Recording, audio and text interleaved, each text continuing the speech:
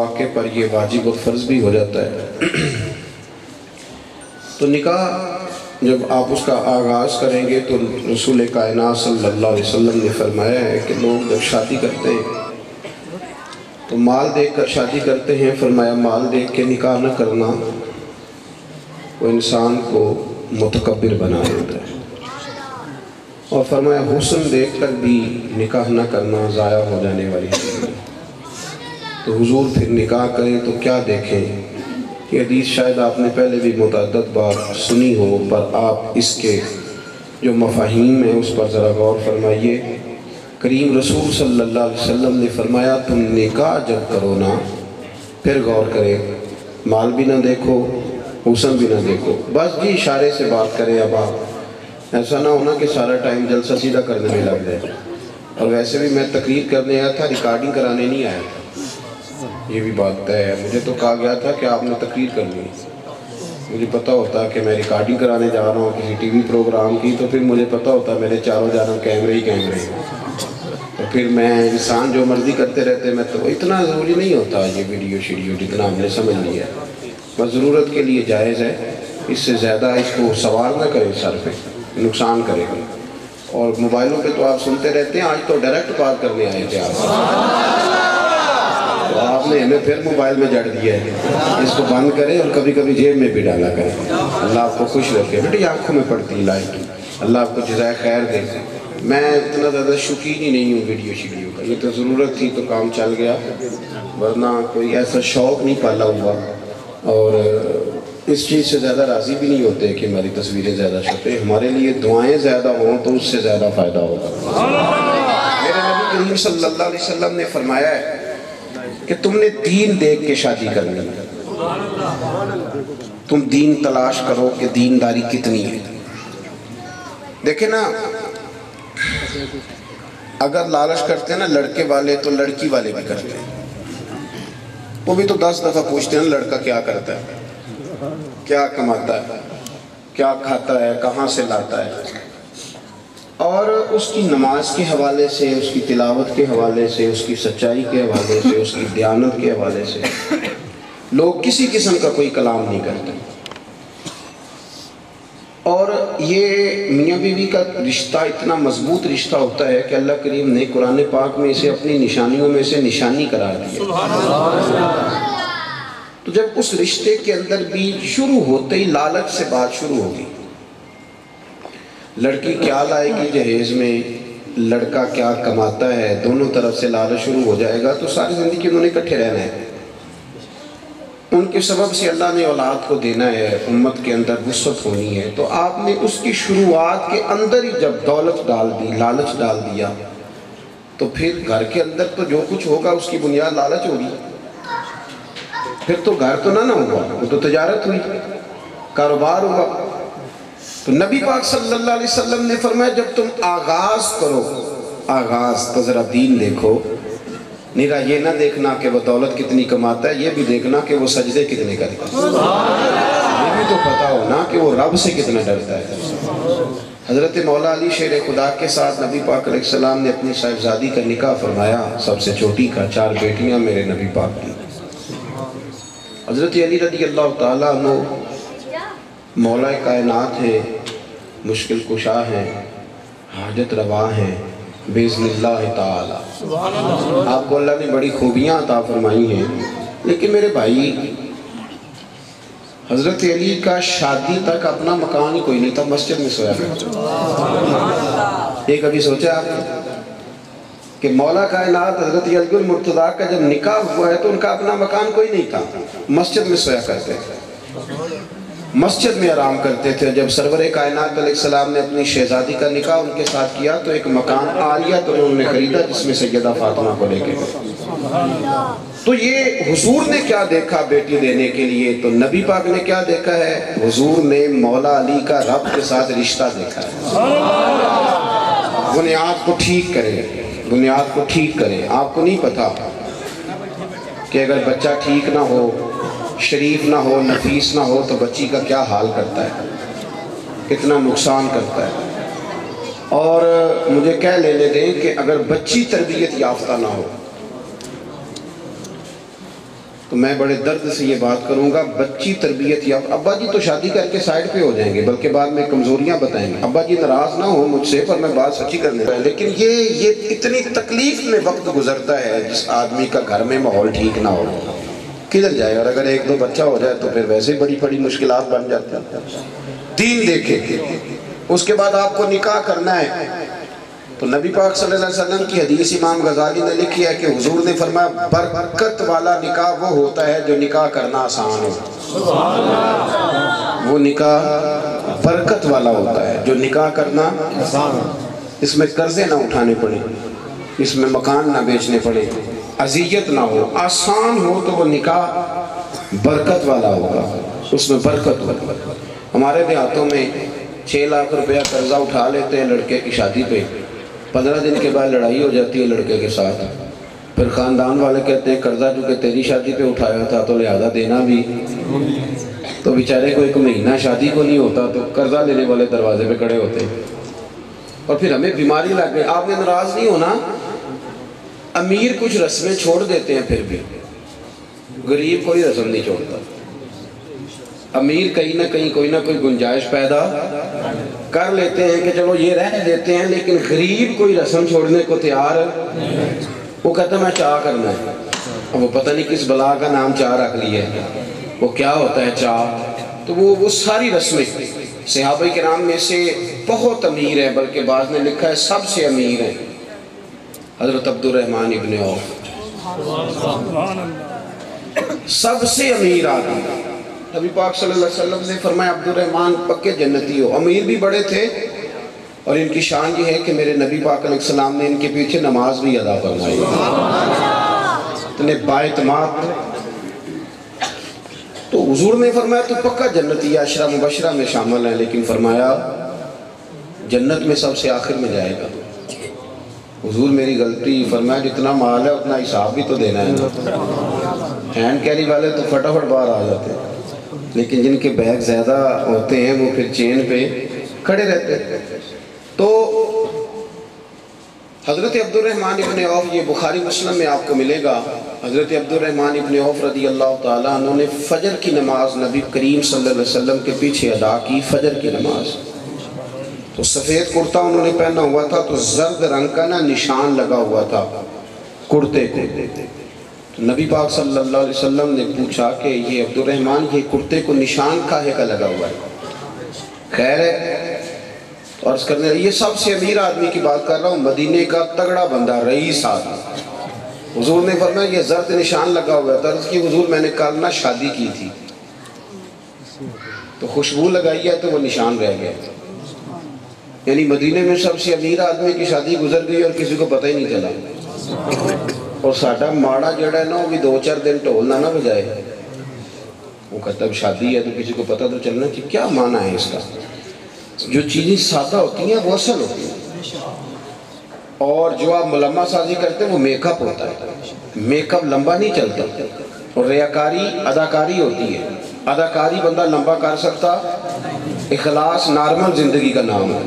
میرے بھائی اچھی طرح بات کو سمجھ لیں کہ سادی شادی، سادہ نکاح، کم خرچ، بارات کا کوئی تصور نہیں اسلام کے اندر، کوئی تصور نہیں، کہیں کسی جگہ کوئی بارات لے کے نہیں گیا، کوئی تصور نہیں۔ ہاں جن لوگوں نے کہا ہے کہ چلو بارات آ گئی ہے تو انہوں نے بھی اس لیے کہا ہے کہ چلو جو آئے ہیں وہ دولہا دلہن کے لیے دعا کریں گے۔ کرتی ہے بارات دعا؟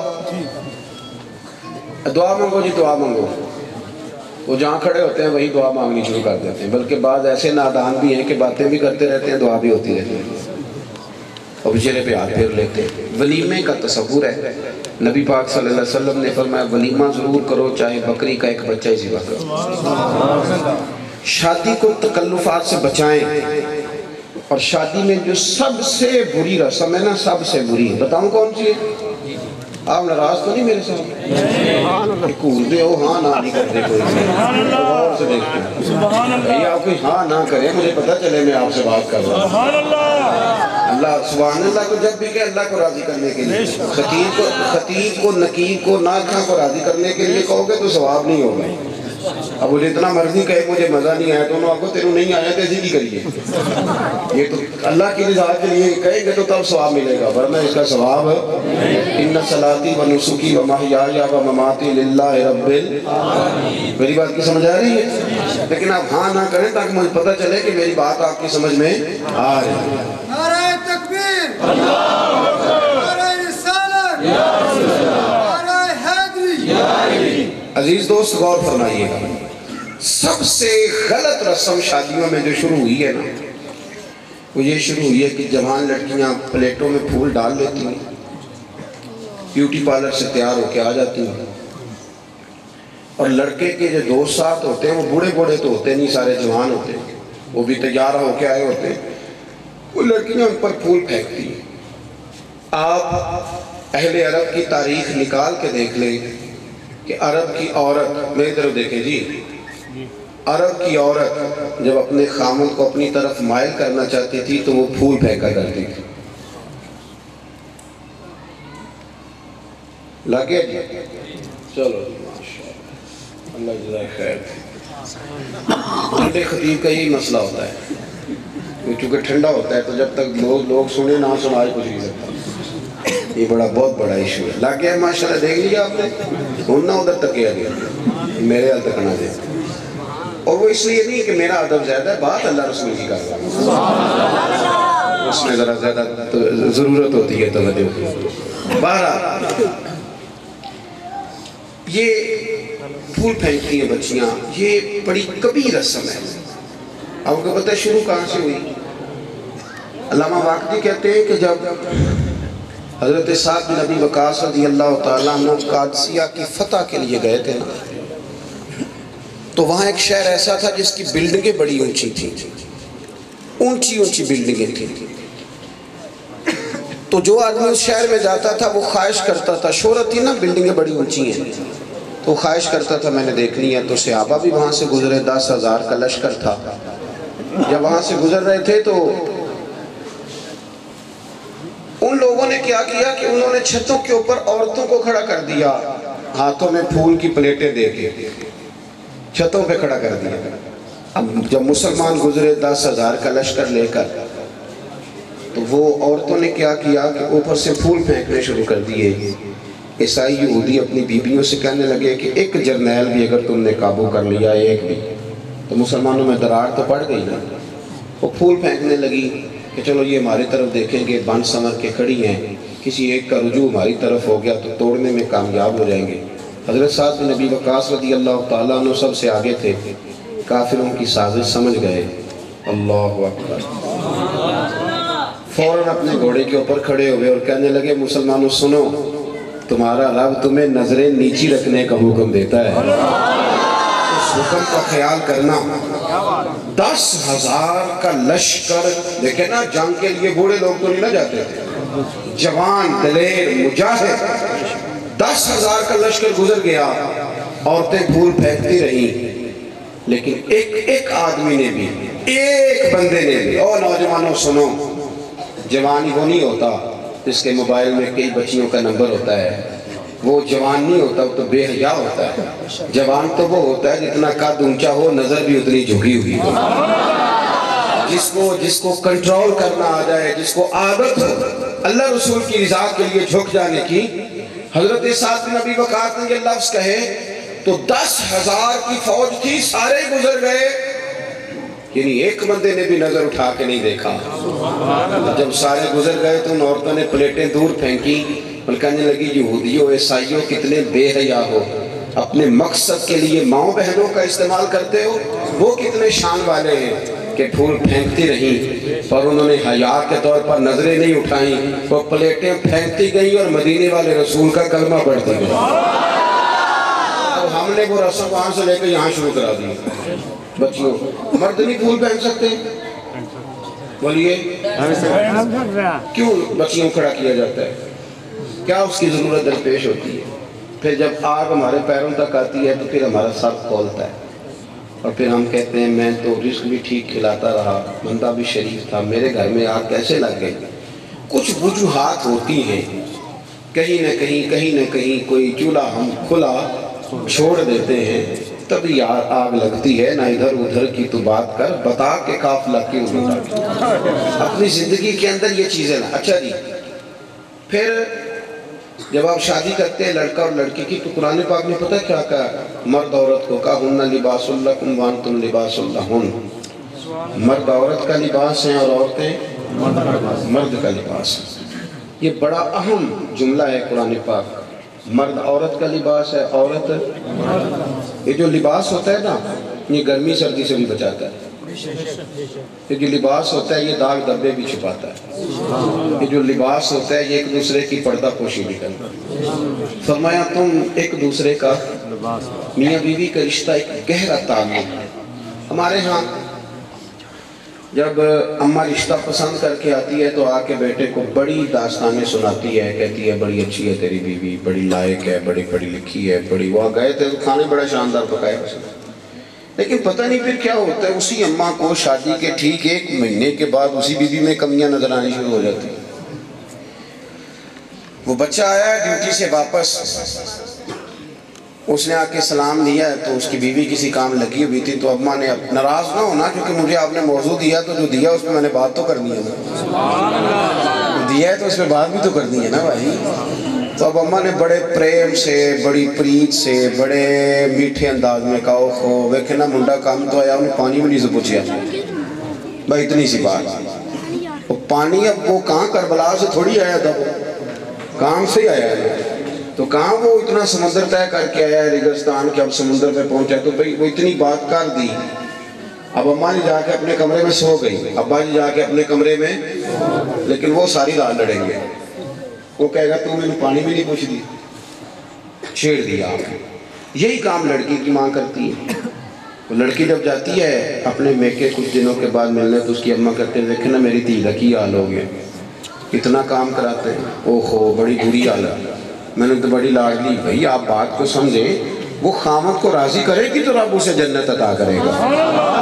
وہ خدمت کر رہی ہے، وہ جس کام آپ نہیں کرتی اپنے گھر کے کام، ماں نہیں کرتی، ساری زندگی روٹیاں پکا کے دیتی ہے، لیکن بیٹی کو غلط گائیڈ کیا جاتا ہے، غلط انداز، کام نہ کرے، کام کیوں نہ کرے۔ کائنات میں سب سے شان والی بیٹی کا نام سیدہ فاطمہ الزہرا، سب سے شان والی بیٹی۔ لیکن بخاری مسلم پڑھیں، حضرت عائشہ صدیقہ کہتی ہیں، کنز المال پڑھیں، نسائی پڑھیں، حضرت عائشہ صدیقہ فرماتی ہیں کہ جناب فاطمہ الزہرا حضور کی بارگاہ میں آئیں اور آ کے چھالے دکھائے۔ ہے کوئی اتنا ماڑا بندہ بیٹھا محفل میں جس کی بیٹی اتنا کام کرے کہ چھالے پڑ جائے، لیکن پھر بھی ساری بیٹیاں دکھی ہیں، جو دیکھو رو رہا ہے۔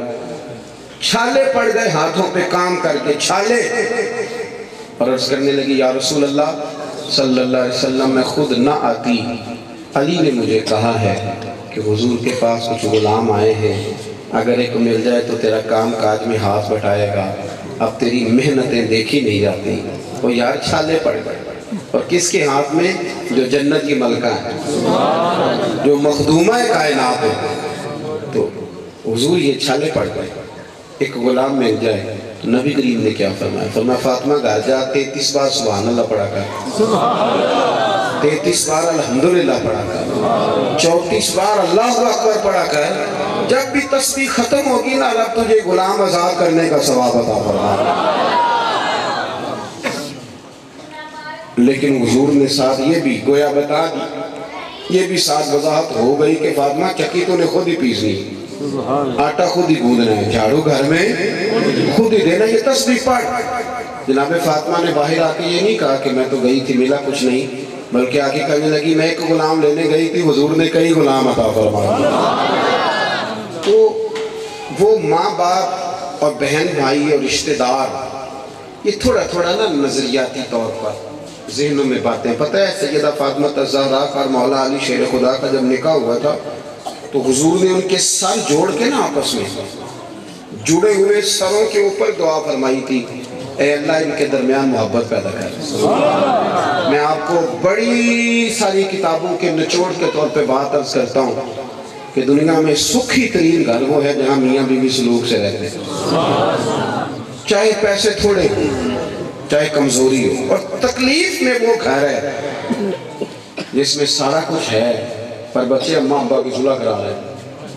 ساری زندگی صلح میں گزر جاتی ہے، ابا چل تو ہی مان جا، اماں چل تو ہی بات چھوڑ دے، وہ گھر کرب میں مبتلا ہو جاتا ہے۔ ان کو قریب کریں اور سنیں حدیث بخاری مسلم میں، پہلے ابن حجر اسقلانی کی ایک روایت سنیں۔ حضرت ابن حجر اسقلانی نے روایت لکھی ہے، نبی پاک صلی اللہ علیہ وسلم نے فرمایا وہ شخص ملعون ہے، وہ لعنتی ہے۔ یا رسول اللہ کون؟ فرمایا جو بیوی کو میاں کے خلاف اکساتا ہے اور میاں کو بیوی کے خلاف اکساتا ہے، جو ان دنوں میں تفریق پیدا کرے وہ ملعون ہے، وہ لعنتی ہے۔ جو ایک دوسرے کے خلاف اکساتے، دیکھیں نبی کریم صلی اللہ تعالیٰ علیہ وسلم کی خدمت میں ایک شخص نے آ کے بڑی شکایت کی اپنی بیوی کی۔ وہ شکایتیں اس وقت پیدا ہوتی ہیں جب آپ تھوڑے سے ناراض ہوتے ہیں، اور جب آپ راضی ہوتے ہیں تو پھر شکایتیں پیدا، جب بندہ تھوڑا ناراض ہوتا ہے تو شکایتیں پیدا، بندہ راضی ہوتا ہے نا میاں بیوی آپس میں تو پھر ان کو کوئی شکوہ نہیں یاد ہوتا، لیکن اگر ناراض ہو جائیں تو پھر میاں صاحب کہتے ہیں تیرے سے کر دیا منگنی تو ہی چنگا سلوک نہیں دیتا۔ وہ جو شادی پہ جوڑا دیا تھا وہ پہننے والا تھا نا، 6 بچے ہو گئے اور وہ کہاں سے کہانی شروع کر رہا ہے۔ یہ اس وقت ہوتا ہے جب نظریاتی طور پر انسان کسی شخص سے نالاں ہو۔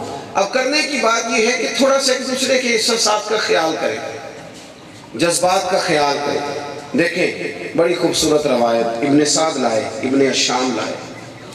نبی پاک صلی اللہ علیہ وسلم نے ایک دن گھر میں بیٹھے بیٹھے بڑے ہی حضور خوش تھے، بڑے ہی راضی تھے، بڑے ہی موتی بکھیر رہے تھے۔ تو سرکار فرمانے لگے عائشہ تیرے ساتھ ایک بات کروں؟ یا رسول اللہ میرے تو نصیب جاگ گئے۔ فرمایا جب تو راضی ہوتی ہے تب بھی مجھے پتہ چل جاتا ہے، اور جب تو تھوڑی ناراض ہوتی ہے نا کہ آج فلانی اہلیہ کے پاس زیادہ وقت گزارا ہے تو پتہ پھر بھی مجھے چل جاتا ہے۔ تو اماں جی کہنے لگی حضور مجھے میری ماں روئے، میں اور آپ سے ناراض، تو حضور فرمانے لگے ٹھہر جا ذرا سن تو صحیح نا، ٹھہر ذرا بات تو سن۔ تو یا رسول اللہ حکم کریں؟ تو حضور فرمانے لگے تم کبھی کبھی قسم اٹھاتی ہو، قسم کبھی کبھی اٹھاتی ہو، اور جب مجھ سے ناراض ہوتی ہو نا تو پھر کہتی ہو مجھے حضرت ابراہیم علیہ السلام کے رب کی قسم، اور جب راضی ہوتی ہو تو پھر کہتی ہو مجھے محمد عربی کے رب کی قسم۔ تو فرمایا مجھے سمجھ لگا۔ حضرت عائشہ کہتی ہے میں لبوں سے مسکرا رہی تھی پر میری آنکھوں میں آنسو آ گئے۔ میں نے کہا محبوب تیرے صدقے جاؤں، اتنا احساس کرتے ہو، لفظوں کا بھی خیال رکھتے ہو کہ آج جو لفظ بول رہے تو یہ ناراضگی والے کہ رضا والے۔ ایک صحابی آئے اور آ کے شکایت کرنے لگے بیوی سے ناراض تھے، ہو جاتا ہے نا بندہ کبھی ناراض۔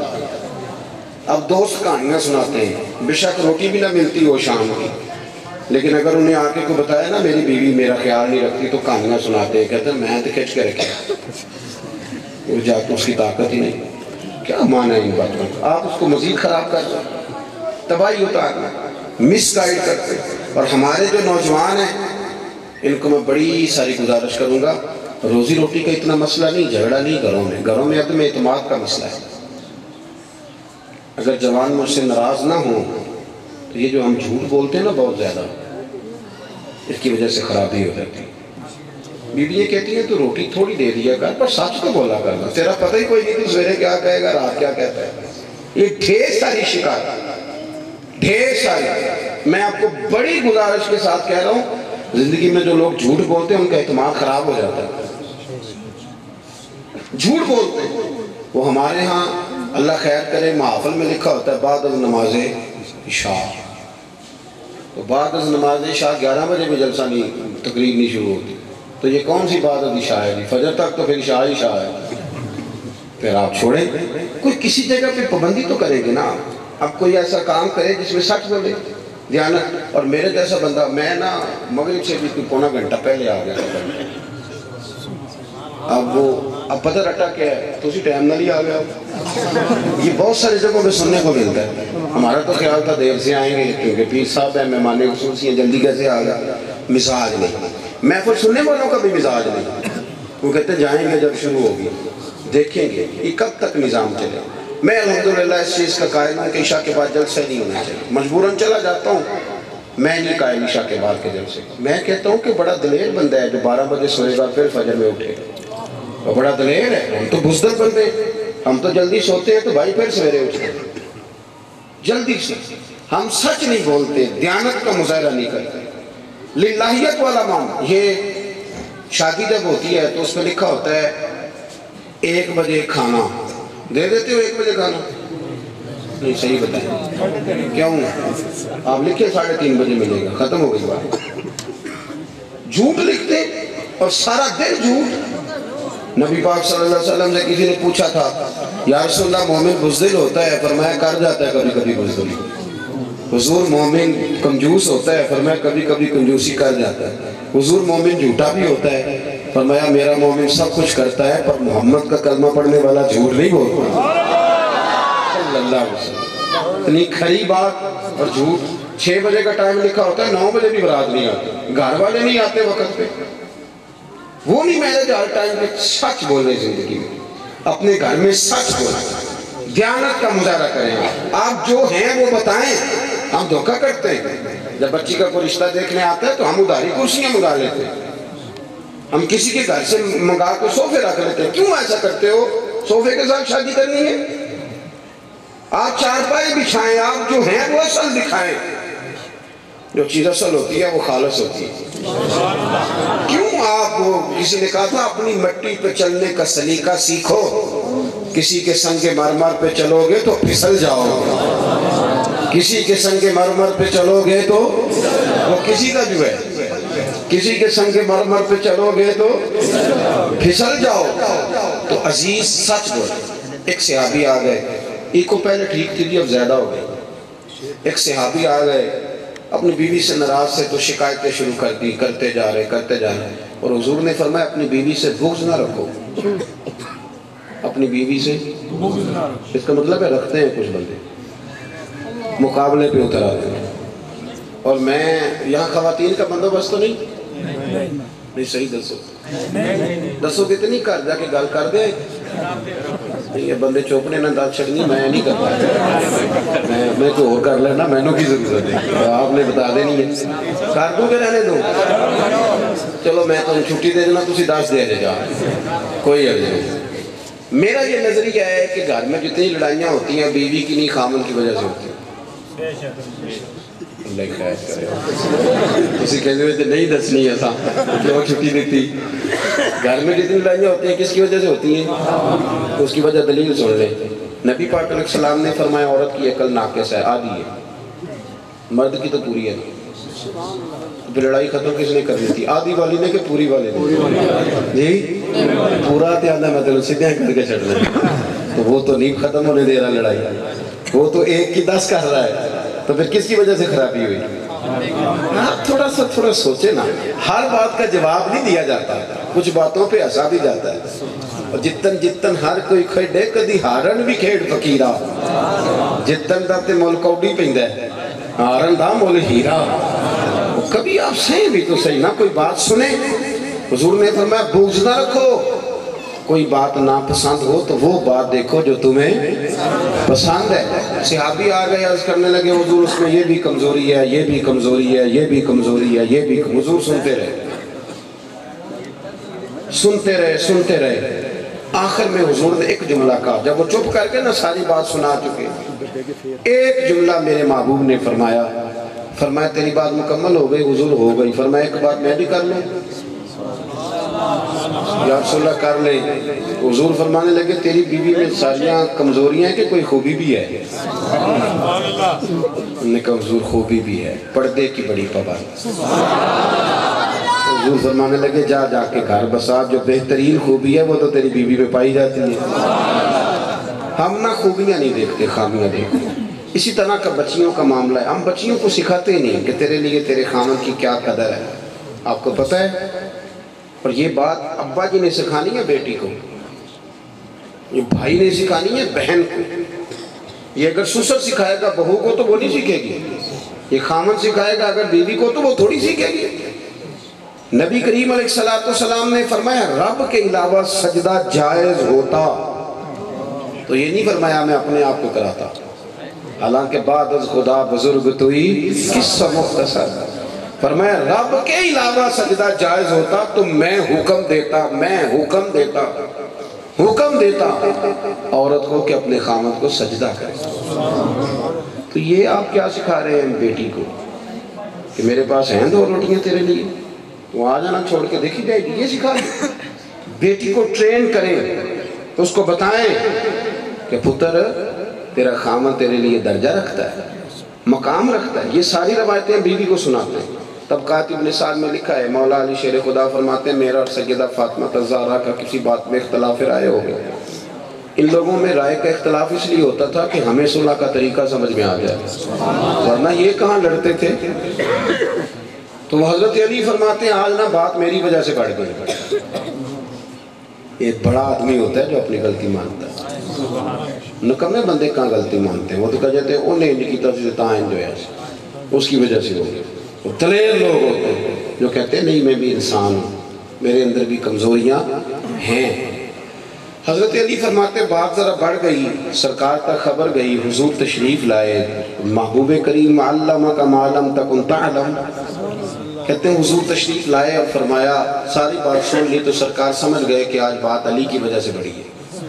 کہتے ہیں میں تیار تھا کہ حضور ڈانٹیں گے تو میں قدموں پہ گروں گا، میں تیار تھا، میری تیاری تھی، پر حضور نے بیٹیوں والوں کی تربیت کی، بیٹیوں والوں۔ نبی پاک نے مجھے کچھ نہیں کہا، سیدہ پاک کا بازو تھا، وہ بیٹی جتنی دفعہ آئیں تو حضور اٹھ کے کھڑے ہوئے، وہ شہزادی کی فرمائی سے الگ نہ سمجھنا میرے جگر کا ٹکڑا ہے، اس بیٹی کا بازو تھاما کونے میں لے گئے اور لے جا کے فرمانے لگے فاطمہ علی تمہارے شوہر ہیں، کوئی بات کہہ دیں تو اسے برداشت کیا کر، ضروری نہیں کہ جیسے تم کہو ویسے کیا جائے۔ وہ بھی پھر مصطفیٰ کی بیٹی، وہ بھی شان، انہوں نے نہیں کہا کہ حضور میری تو سنیں، نے کہا سنیں جیسے آپ کہیں گے نا ویسے ہی ہوگا، آج کے بعد آپ کو موقع نہیں ملے گا۔ حضرت علی کہتے ہیں باپ بیٹی باتیں کر رہے تھے اور میرا رو رو کے برا حال ہو گیا، تو میرے کانوں میں گئی تو میں تڑپ اٹھا، دوڑا گیا، جا کے نبی کریم کا میں نے ہاتھ پکڑا، سینے کے ساتھ لگایا، میں نے کہا حضور سیدہ کو کچھ نہ کہیں، وعدہ کرتا ہوں آج کے بعد شکایت نہیں آئے۔ بیٹی کو قائل کریں، بیٹی کو سمجھائیں، تھوڑا سا ماحول کے اندر آپ خوبصورتی لائیں، حقوق زوجین کا خیال کریں۔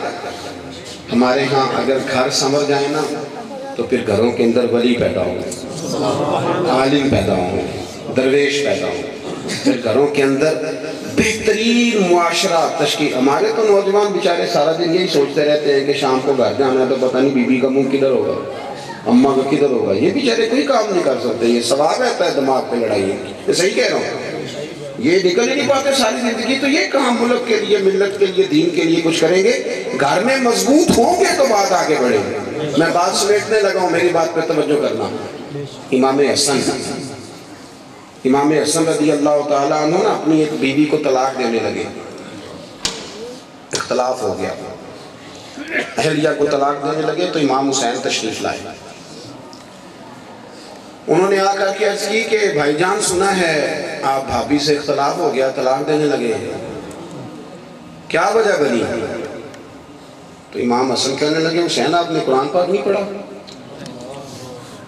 کہا بھائی جان پڑھا ہے، تو فرمایا اللہ فرماتا ہے ہن لباس لکم وانتم لباس لہن، مرد عورتوں کا لباس ہے، عورتیں مردوں کا لباس ہے۔ فرمانے لگے میری بیوی میں کوئی کمزوری ہوگی تو میں اس کا لباس ہوں، میں چھپاؤں گا کہ تمہیں بتاؤں گا؟ میں تو وہ چھپاؤں گا، تمہیں تھوڑا بتاؤں گا۔ امام حسین اٹھ کے بھائی کا ہاتھ چوما، کہنے لگے آیت پہلے بھی پڑھی تھی، تفسیر آج سمجھ میں آئی ہے، آیت پہلے بھی پڑھی تھی پر تفسیر آج سمجھ گیا ہوں تفسیر کیا ہے۔ تو کچھ دنوں کے بعد امام حسن نے طلاق دے دی، امام حسین پھر حاضر ہوئے، کہا بھائی جان اب تو طلاق دے دیا، ابھی بتا دے کیا جھگڑا تھا؟ قربان جاؤں، یہ بات کر سکتے ہیں تو حسن ہی کر سکتے ہیں سیدہ کے لال، یہ حضور کے وہ نواسے جنہیں حضور نے فرمایا یہ میرا پتر سید ہے، یہ سردار ہے میری امت کا۔ کہا بھائی جان اب بتا دیں تو طلاق ہو گئی، کیا رٹا تھا؟ تو امام حسن فرمانے لگے حسین چھوڑ یار وہ غیر محرم ہو گئی ہے، ہم کسی غیر محرم کی باتیں کیوں کریں، چھوڑ غیر محرم بیوی کی بات کرے، چھوڑ دے وہ پتہ نہیں کون ہے۔ تو امام حسین پھر وہ پڑے، اٹھ کے بھائی کے قریب گئے، کہنے لگے میں بڑا شان والا نہیں، اللہ نے حسن جیسا بھائی عطا فرمایا، تو میرے بھائی کو ضروری تو نہیں، ہم تو ہر وقت نفرت کی بولی بولتے ہیں، بڑا مولوی دنیا دار ہو گئے، پیر غلط ہو گئے، سیاستدان ڈاکو ہو گئے، فلانا چور ہو گیا، یہی کہانی ہے سارا دن۔ بٹھائیں آپ کو یا کسی کو مسجد کے حجرے میں، اسے کہیں کہ 15 مولویوں کی پگڑی کھولنی ہے، 20 کی کھول دے گا، تو بتا کتنے پیر غلط ہیں۔ آپ کرا لیں سارا دن، لیکن وہ جو ساری دنیا پہ تبصرہ کرنے والا بندہ ہے، اس کے ہاتھ میں ایک تسبیح دے، اسے کہ نہیں صرف 500 بار درود شریف پڑھ، اسے یا کام یاد آ جائے گا یا نیند آ جائے گا، وہ گیا۔ عمل کے معاملے میں کمزوری، گفتگو جتنی مرضی اپنے آپ کو تھوڑا سمیٹے، زبان کا تزکیہ کریں۔ ہمارے صوفیاء زبان کا بھی تزکیہ بتاتا ہے کہ زبان سے صحیح جملہ نکلے، نہیں تو اسے چپ کرا دیں۔ آنکھوں کا بھی تزکیہ کریں، سب سے بڑھ کر سوچ کا تزکیہ کریں۔ اپنی زندگی میں کچھ چیزوں کو لائیں جو آپ کے لیے باعث خیر بنے۔ اور ایک حدیث کنز المال کی سن لیں، حضور نے فرمایا گھر جب تعمیر کرنا تو جائز پیسوں کا تعمیر کرنا، گھر جب بنانا تو جائز پیسوں کا بنانا، حلال پیسوں کا۔ فرمایا جو گھر حلال پیسوں کا بنتا ہے، رب کے فرشتے اس کی زیارت کے لیے آیا کرتے ہیں۔ ایک صاحب مجھ سے کہنے لگے پیر صاحب گھر کے کونے سے نا چیخنے چلانے کی آواز آتی ہے، تو اب تعویذ بھی لوگوں کو چاہیے پڑھنا پڑھانا نہ پڑے۔ میں نے کہا سورۃ بقرہ پڑھو اللہ خیر کرے۔ کہنے لگے جی آپ تھوڑی تکلیف کریں تعویذ لکھ دیں۔ میں نے کہا میں اس سے زیادہ بھی تکلیف کرنے کو تیار ہوں، پر ایک تعویذ میں لکھوں گا اور ایک تعویذ رسول پاک نے عطا فرمایا۔ فرق ہے کہ نہیں؟ بڑا فرق ہے۔ ہماری بات کہاں، کیا اوقات ہے، کیا حیثیت ہے۔ حضور نے فرمایا گھر میں سورۃ بقرہ پڑھو، فرمایا شیطان، جن کیا شیطان بھی تمہارے گھر سے دوڑ جائے گا۔ کہنے لگے جی کئی دفعہ پڑھی ہے پھر بھی چیخنے کی آواز نہیں جاتی، تو میں نے انہیں کہا پھر اگر آپ ناراض نہ ہوں تو گھر میں اگر کسی یتیم کا مال لگ جائے تو وہاں سے چیخنے کی آوازیں بند نہیں ہوتی۔ کسی بیوہ کے پیسے لگ جائیں، آپ کیا سمجھتے ہیں کسی کا گھر تباہ کر کے آپ اپنا بسا لیں گے؟ سوال ہی نہیں پیدا ہوتا۔ آپ حلال رزق کما کے لائیں، اللہ آپ کے گھر میں تھوڑے رزق میں بھی زیادہ برکت پیدا فرما۔ لیکن آپ کسی کا گلا کاٹ کے کہیں کہ آپ کا گھر بس جائے، یہ ہو سکتا؟ تو یہ چند گزارشات تھی جو نکاح اور شادی کے عنوان پر مجھے کرنے کو کہا گیا تھا۔ دعا کرتا ہوں کہ میں کہہ سکا، میرا اللہ قبول فرمائے۔ مجھے یہ بتایا گیا ہے کہ آپ کا پروگرام جاری رہے گا اور ایک بہترین خطاب آپ سنیں گے ابھی عشاء کے بعد ہوگا۔ بہتر یہ ہے کہ ڈاکٹر صاحب کا خطاب ہے کہ آپ عشاء یہیں جماعت کے ساتھ ادا کریں، تو مسافر ہو مجھے ایک جگہ آگے بھی حاضر ہونا ہے، کہ یہاں آپ نماز پڑھیں، نماز کے بعد آپ اللہ کے گھر میں جتنا وقت گزر جائے اتنا ہی اچھا ہے۔ اور ویسے بھی ہم نظریات کے قائل ہیں، شخصیات کے نہیں۔ لوگ تو آتے جاتے رہتے ہیں نا جی، سرکار کی محفلیں جاری رہنی چاہیے۔ ہم آئے ہیں، ہم جائیں گے، اس کے بعد انشاءاللہ تعالیٰ اگلا پروگرام جو ہوگا وہ جاری رہے گا۔ اللہ توفیق رفیق عطا فرمائے۔ اب کیا کرنا ہے؟ دعا کرنا ہے۔ صلی اللہ سیدنا و مولانا محمد معدن الجود والکرم وآلہ وبارک وسلم۔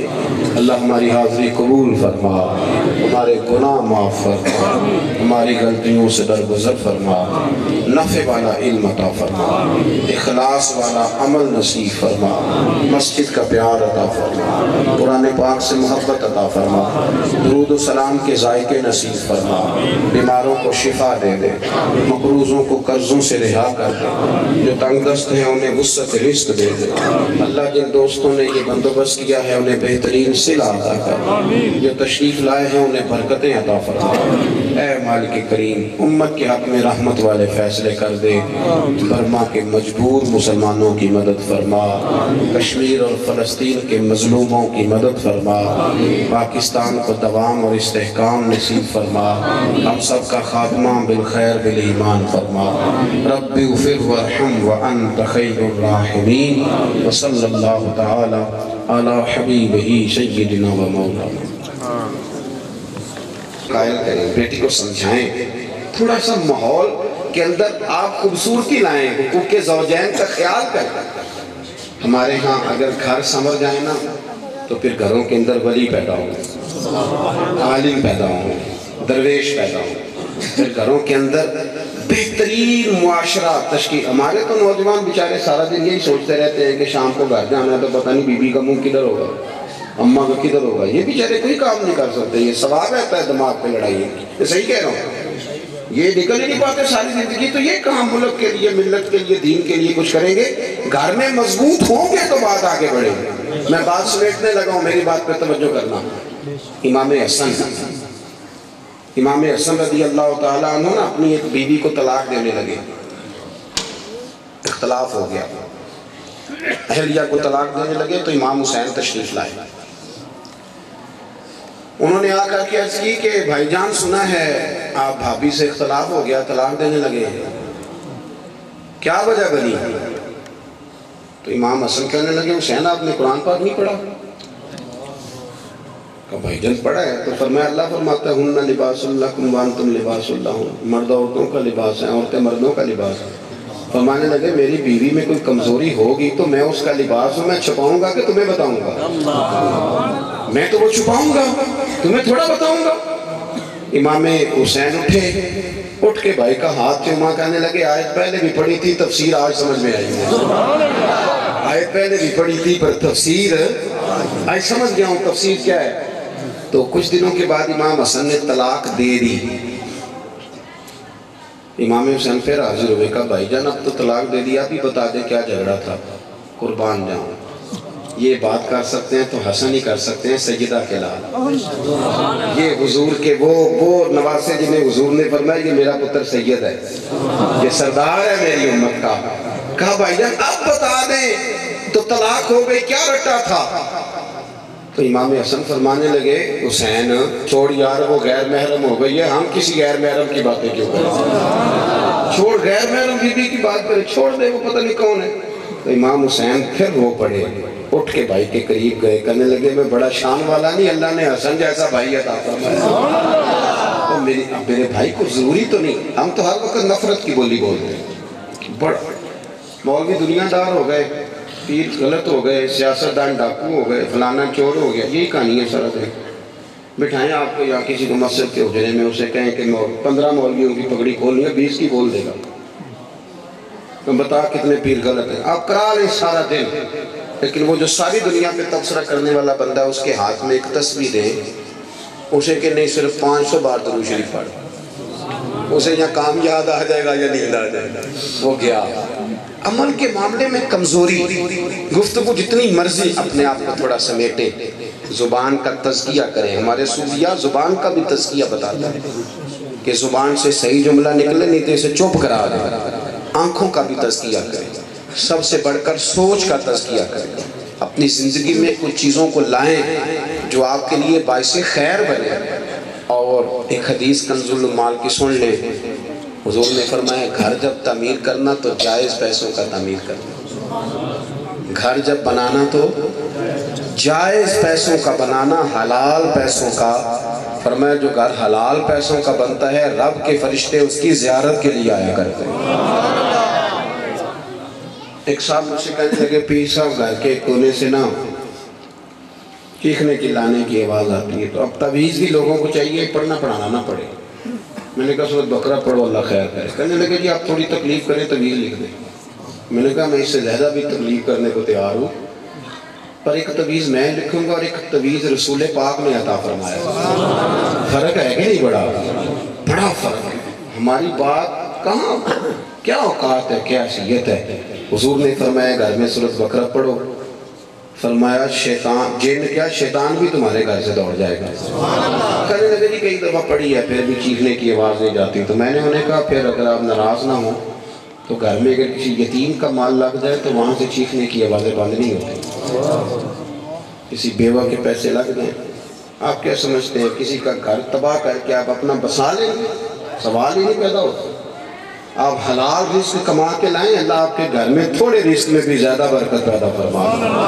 لیکن آپ کسی کا گلا کاٹ کے کہیں کہ آپ کا گھر بس جائے, یہ ہو سکتا؟ تو یہ چند گزارشات تھی جو نکاح اور شادی کے عنوان پر مجھے کرنے کو کہا گیا تھا. دعا کرتا ہوں جو میں کہہ سکا میرا اللہ قبول فرمائے. مجھے یہ بتایا گیا ہے کہ آپ کا پروگرام جاری رہے گا اور ایک بہترین خطاب آپ سنیں گے. ابھی عشاء کے بعد ہوگا. تو بہتر یہ ہے کہ ڈاکٹر صاحب کا خطاب ہے کہ آپ عشاء یہیں جماعت کے ساتھ ادا کریں. تو مسافر ہو, مجھے ایک جگہ آگے بھی حاضر ہونا ہے کہ یہاں آپ نماز پڑھیں. نماز کے بعد آپ اللہ کے گھر میں جتنا وقت گزر جائے اتنا ہی اچھا ہے. اور ویسے بھی ہم نظریات کے قائل ہیں, شخصیات کے نہیں. لوگ تو آتے جاتے رہتے ہیں نا جی، سرکار کی محفلیں جاری رہنی چاہیے. ہم آئے ہیں، ہم جائیں گے، اس کے بعد انشاءاللہ تعالیٰ اگلا پروگرام جو ہوگا وہ جاری رہے گا. اللہ توفیق رفیق عطا فرمائے. اب کیا کرنا ہے؟ دعا کرنا ہے. اللہم صلی علی سیدنا و مولانا محمد معدن الجود والکرم وعلیہ وبارک وسلم. اللہ ہماری حاضری قبول فرما، ہمارے گناہ معاف فرما، ہماری غلطیوں سے درگزر فرما، نفع والا علم عطا فرما، اخلاص والا عمل نصیب فرما، مسجد کا پیار عطا فرما، قرآن پاک سے محبت عطا فرما، درود و سلام کے ذائقے نصیب فرما، بیماروں کو شفا دے دے، مقروضوں کو قرضوں سے رہا کر دے، جو تنگ دست ہیں انہیں وسعت رزق دے دے. اللہ جن دوستوں نے یہ بندوبست کیا ہے انہیں بہترین صلہ عطا کر، جو تشریف لائے ہیں انہیں برکتیں عطا فرما. اے مالک کریم، امت کے حق میں رحمت والے فیصلے کر دے. برما کے مجبور مسلمانوں کی مدد فرما، کشمیر اور فلسطین کے مظلوموں کی مدد فرما، پاکستان کو دوام اور استحکام نصیب فرما، ہم سب کا خاتمہ بالخیر بالایمان فرما. رب اغفر وارحم وانت خیر الراحمین. وصلی اللہ تعالی علی حبیبہ سیدنا و مولانا.